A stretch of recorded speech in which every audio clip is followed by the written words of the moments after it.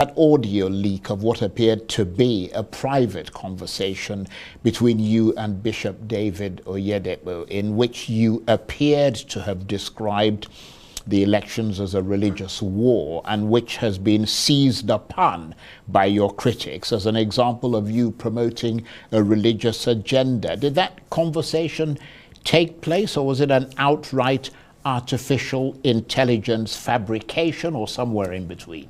Charles, whatever you call it, whatever anybody wants to make of it, it's fine with me.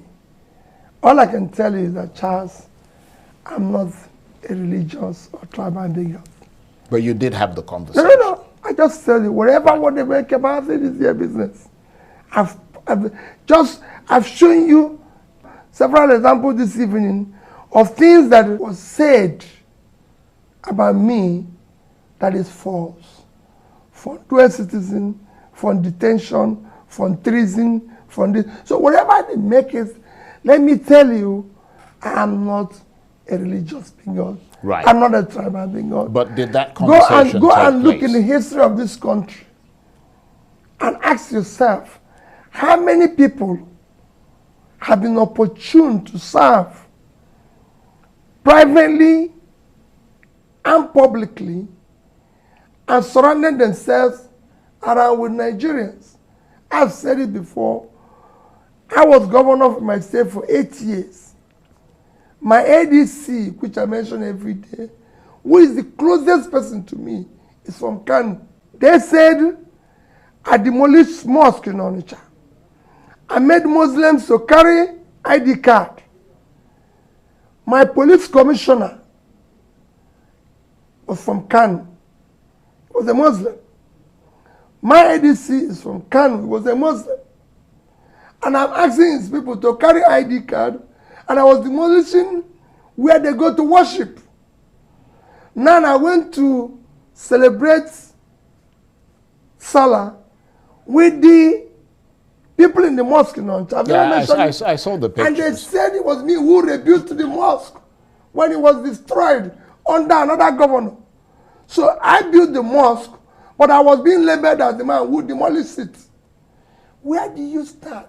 These things, like I said yesterday, development, it doesn't know religion or tribal. All these people are saying, let them show me the road they built. That I've never seen a road constructed where only the Muslims are allowed to pass. Like I said, those who are talking about religion in this country, can they show me where Muslims buy bread cheaper? So we can go there and buy the bread. Or show me where Christians buy bread cheaper. They only use this. People only bring issue of religion and tribal because they're not competent. Because they don't want to serve. Right. So that conversation didn't So for me, let me even assume it happened. Do you think I can just pick a phone and say, religious war? No. Well, we know there's artificial intelligence that manipulates. There must have been a conversation. Yeah. But we want to be clear on what you said and what you didn't say. Charles, even subsequent, I was even begging the bishop to help me to ask his people to vote, which is what I was doing for 6 months, begging. I wasn't saying snatch it, kill it, take it, force it. I was even begging, which shows that I continue to look for vote by begging. It shows there's so many things you've tried to do, but everything, okay, it's easy to manipulate. Let me tell you, those who have been manipulating people in Nigeria have been doing it, but it's coming to an end because even those that are manipulating are not dying of hunger. So they will soon know who is a religious bigot, a tribal bigot. I am not one. I've just given you an example that I built mosque. To today, no non-Muslim governor have sent more people to Mecca than me. Right. They said it when I went to Akka.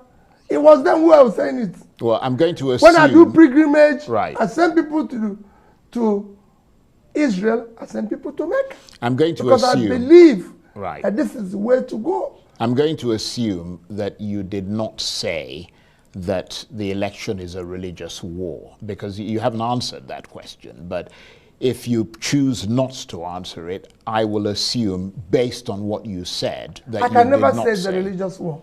Okay. Because so it's that, not.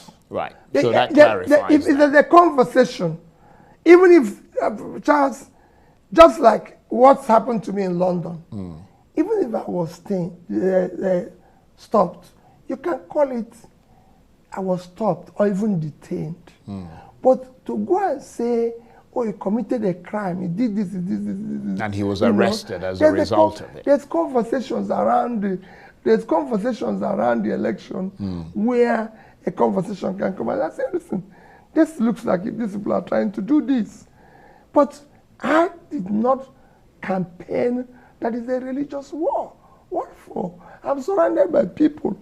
If there's anybody if there's where a president and vice worked as brothers, it is me and Daddy. And he knows. And I will always tell him, Daddy, we must pull these people out of poverty. I came to you because you're a young man. For the first time in history of Nigeria, we had a presidential candidate, vice presidential candidate, a party chairman. There were people born after Nigerian independence. I said, with three of us, we must save this country. And he knows my commitment to it. We must do this, we must do this. I can't be doing it with the background of a religious war. We've got or even tribal one. How would you describe your mood and your state of mind as Inauguration Day approaches? I mean, you clearly are not the one who will be sworn in, even though you believe that you won the election, but was, as your party put it, rigged out. What is your mood as that date approaches? Charles, have you seen my mood change? No. I'm not desperate to be president of Nigeria. I'm desperate to see Nigeria work. I'm desperate to see a good Nigeria. And I'm saying, for me, and that starts by the process through which people get into office. The process as it is today is not acceptable to me or those who are following me. We want to build a new Nigeria. A new Nigeria cannot be built on faulty ground.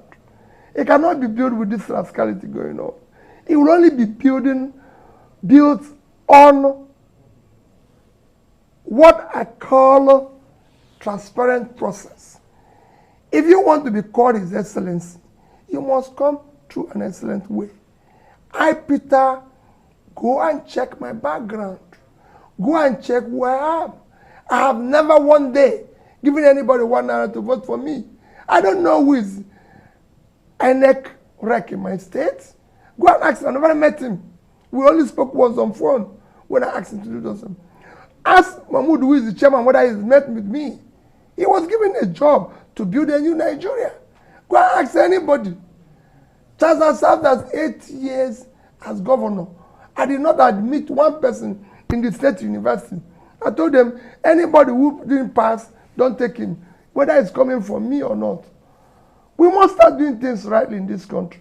My mood remains the same. What it is yesterday is what it is today, and what it will be tomorrow. All I want is a Nigeria where Nigerians will be proud to say they are Nigeria, with a security, where we can create jobs for the young ones so they have a means of livelihood, where there's a future they can hope. And it is that future they voted in Daddy and I. And we were prepared, and we are prepared tomorrow. Whatever happens, we remain steadfast. We're not going to go away. I'm not going to go away. Like I told you, I'm not a citizen of any other country. I'm a citizen of Nigeria. I believe in Nigeria, and I've said it.